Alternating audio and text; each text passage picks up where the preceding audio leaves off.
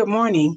My name is Olivia Body Davenport, and I am the president of the Brazos Valley Area Alumni Chapter of Delta Sigma Theta Sorority Incorporated. And welcome to the Brazos Valley Area Alumni Chapter's annual MLK March celebration. After much thought and deliberation, it was decided it is in the best interest of our community to bring you only the virtual part of our MLK celebration.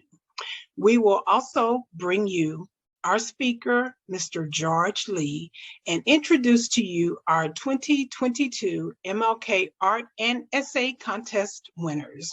Also, stay tuned to the very end and you will hear from our MLK program chair. I will now introduce to you our speaker, Mr. George Lee. Mr. George Lee grew up here in the Bryan, Texas area. He advises that his personal experiences with adversity still informs his decisions today. Seeing that the educational power of discomfort causes George to adopt a strategy which he calls purposefully provocative, whereby people are placed into unfamiliar positions and situations which foster critical engagement with different perspectives. George Lee is a self-described edutainer who seamlessly mixes education, entertainment to be purposefully provocative. George holds a bachelor's in African and African American studies, a master's degree both in human relations and adult higher education, as well as graduate certificates in women and gender studies, along with human resources and a diversity development from the University of Oklahoma. He is currently leading the nationally renowned University of Oklahoma debate team. At the heart of George's drive is the belief that education is elevation. Knowing and understanding others' perspectives can create a more informed decision-making, which leads to better outcomes for both you and for others. He strives to empower leaders, youth, and social entrepreneurs in workspaces, classrooms to help you grow professionally and personally. George says you cannot change that which you do not understand. And in order to change, you must have a starting point. And that starting point is consciousness. At this time, I introduce to you Mr. George Lee.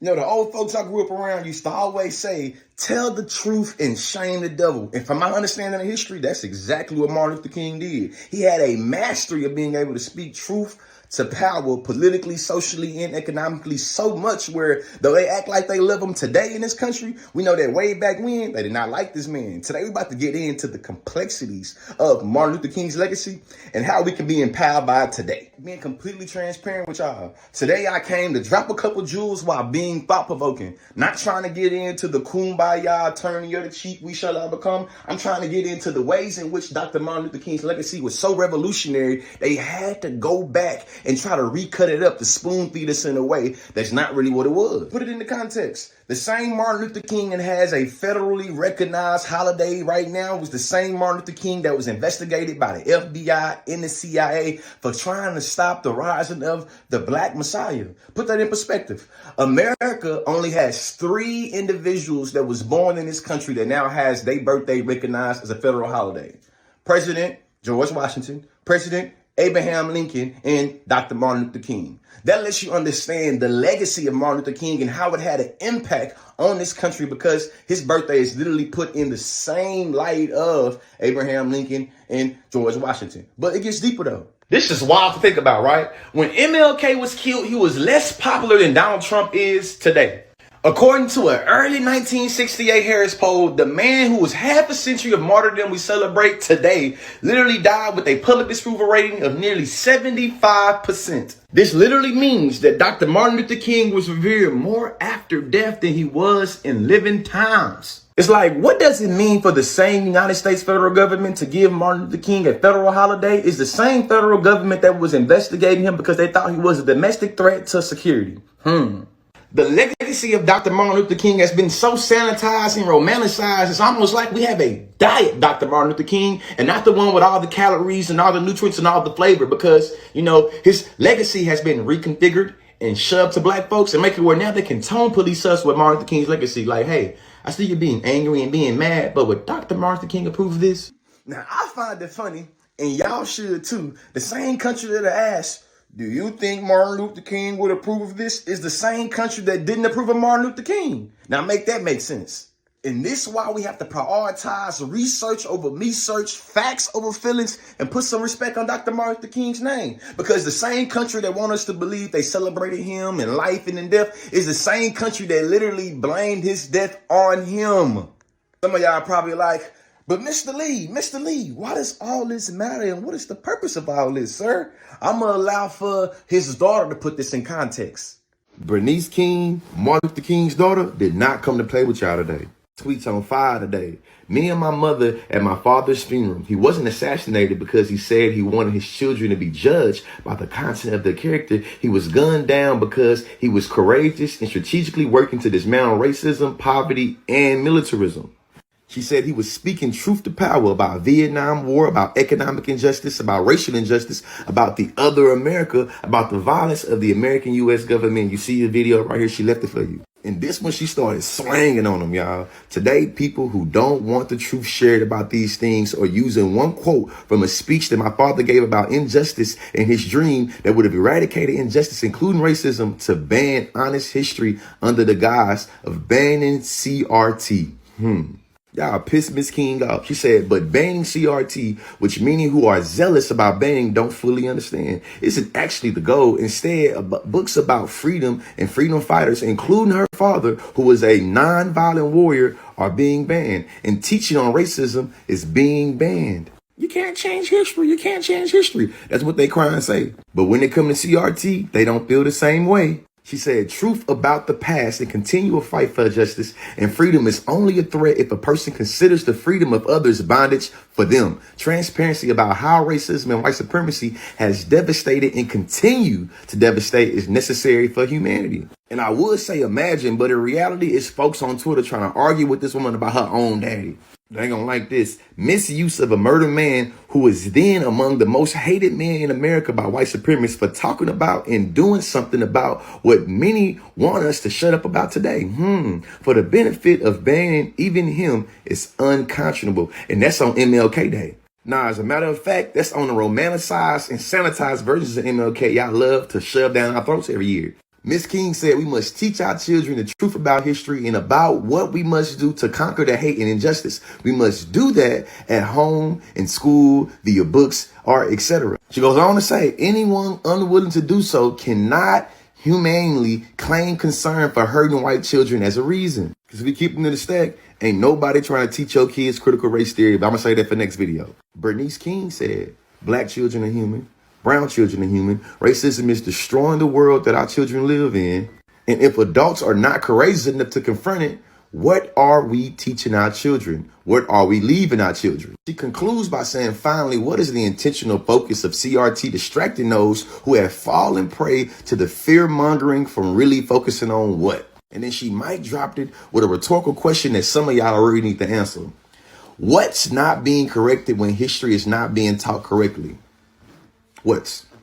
You know what it is. I like sayings like I can tell, you know what I'm saying? It's a saying that goes, I can walk and chew gum at the same time. What that means is that two things can be true at the same time. We can be appreciative and grateful for all the blood, sweat, and tears that Dr. Martin Luther King and the civil rights movement was able to do for us, while also being critical of how the blood, sweat, and tears of Martin Luther King in the civil rights, you know what I'm saying, legacy is being altered. We finna take it down. We get it. MLK and company marched in suits and ties, real peaceful like. This y'all favorite pick. But why don't y'all ever post what happened 5 minutes later? It was followed by criminality. They got their brains beaten out, their legs chewed off by police dogs, and children attacked with fire hose. Talk about being peaceful? Let's talk about it. Let's be clear. This is how they did Dr. King after he did all that protesting peacefully that they love to shove down our throats now. Went to jail over 29 times for peacefully protesting. Y'all was sicking dogs and water hoses on Dr. King and his people for peacefully protesting. So don't get lost in the sauce of civic engagement and respectability politics, and whining about the symbolism of the flag and the anthem. And for the people in the back that forgot, all that peaceful protesting Dr. King talked about still ended in death. They killed him. Stop playing.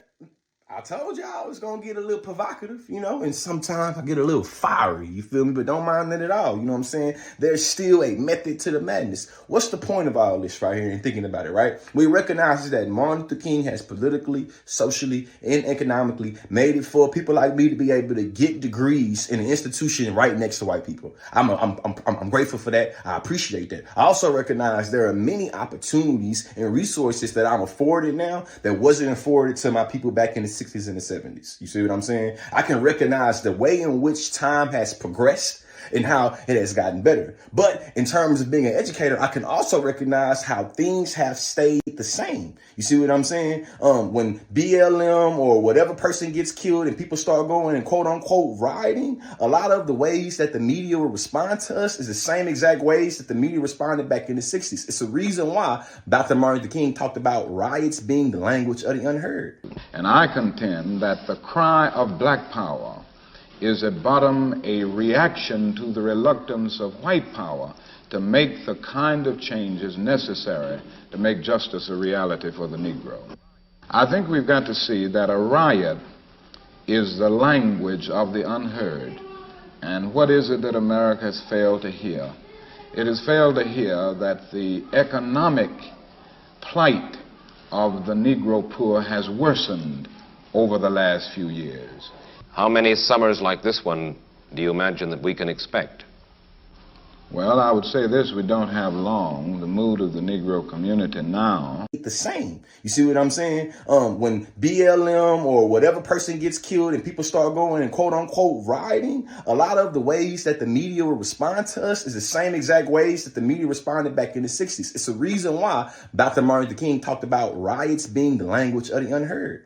And I contend that the cry of black power is at bottom a reaction to the reluctance of white power to make the kind of changes necessary to make justice a reality for the Negro. I think we've got to see that a riot is the language of the unheard. And what is it that America has failed to hear?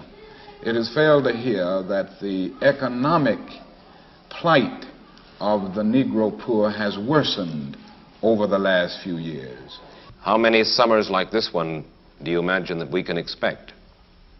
Well, I would say this: we don't have long. The mood of the Negro community now is one of urgency, one of saying that we aren't going to wait, that we've got to have our freedom. We've waited too long. And it's a lot of things we still waiting on, but it's not because of Dr. Martin Luther King, you feel me? In conclusion, Martin Luther King Day 2020 marks the 54th anniversary of the death of Martin Luther King. He would have been 93 years old today. When you're thinking about the legacy of Martin Luther King, I want you to always remember one thing, you feel me? It's two different types of people in this world. People that are defined by the times and people that define the times. We understand that Dr. MLK was an individual that sought out to define the times he was in and not the other way around. In 2022, the question now is being given to you. What are you doing right now? You feel me? Are you being defined by the times that's going around us, or are you trying to define the times around us? Are you being reactionary, or are you trying to be a thought leader? You see what I'm saying? Are you being reactive, or are you being proactive? All these questions are very important things when we think about 2022, especially when it comes to education. You see what I'm saying? My motto is education is elevation, and I can recognize how, anti-blackness is permeated in the school lecture. You see what I'm saying? You could graduate from high school and have a 4.0 GPA and not know nothing about black history or black people, but you can't say the other way around. There's no way for you to be able to graduate from high school or graduate from even a university and not know nothing about a European history or not know about what white folks have done here in America. It's important that we be real critical and claiming ours and putting some respect on our name when it comes to the legacy of Dr. Martin Luther King, because like his daughter Bernice pointed out, a lot of folks put a lot of cap in their rap when it comes to really being able to get a narrative of Martin Luther King because it's fake. Yeah, it's fake.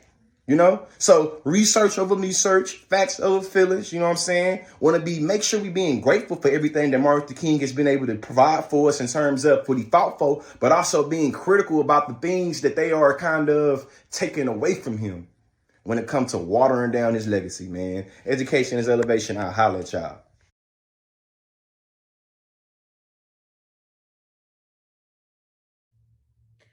Hello, my name is Crystal Sproul Carter, and I am the chair for the Martin Luther King Essay and Art Contest, which is sponsored by the Brazos Valley Area Alumni Chapter of Delta Sigma Theta Sorority Incorporated and the Brazos Valley African American Museum. I am happy to share with you the information about our contest and those participants who have been selected as winners. But first, I would like to congratulate all of our participants for their entries for this year's contest. I would also like to thank all of our volunteers, our committee members, and our judges for scoring each of our entries. The Martin Luther King Essay and Art Contest is free and open to all students, grades kindergarten through 12th grade, in public, private, charter, and homeschools of the Brazos Valley. The intent is to provide all students with an opportunity to learn about Dr. Martin Luther King Jr., his message, and his work. Also, to give students an opportunity to reflect on our present and our future, and to demonstrate an understanding of civil rights work, and encourage continued study through awards and recognition. This year, we had two themes for our entries. The first entry theme for our kindergarten through 3rd grade was, how can I create peace and unity in my community? For our 4th through 12th grade, their theme included, interpret the following from the late Congressman John Lewis. What are some steps we can take as individuals to continue his model of good trouble? All forms of art media were encouraged for our high school entries. For our middle school entries, their entries included essays. And for our younger entries, kindergarten through 5th grade, their entries included sentences as well as a poster. The winners for the 2022 Dr. Martin Luther King Jr. Essay and Poster Contest winners are the following. For our kindergarten through 1st grade category, first place goes to Ethan Lee. For our 2nd grade category, first place is Samantha Debuson. 2nd place, Amaya Carter. 3rd place, Gracie Clark. And 4th place, Michaela Robertson. For our 3rd grade category, first place is Amaya Jefferson Hawkins, and 2nd place is Janianson Cyrus. Our 4th grade category, our first place is Jayla Curley, and our 2nd place is London Richardson. For our 6th grade category, first place is Jeremiah Blunt, and our 2nd place is Addison Starks. And for our 8th grade category, our first place winner is Aaron Carter, and our 2nd place is Emma Debuson. We'd like to thank all of our winners and our participants for participating in this year's contest. We'd also like to take this time to thank our volunteers, our committee members, and our judges for scoring all of our entries. Please remember that the award winners' entries will be on display at the Brazos Valley African American Museum during the month of February. Congratulations, winners. You shall receive your certificate and cash award soon. Again, thank you all for participating, and we hope to see you next year. We have come to the end of our 2022 Martin Luther King Holidays virtual program.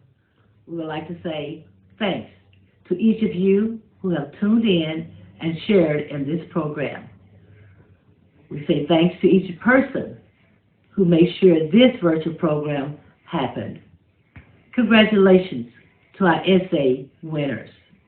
And most of all, we are saying thank you to our awesome speaker, Mr. George Lee.